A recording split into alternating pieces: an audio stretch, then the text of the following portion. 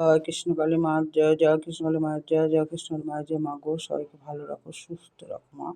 সবার মনস্কামনা পূর্ণ করো। দেশে বিদেশে প্রবাসে যেই ভক্তরা তোমার যেখান থেকে ডাকে সবার আশা পূর্ণ করো মা।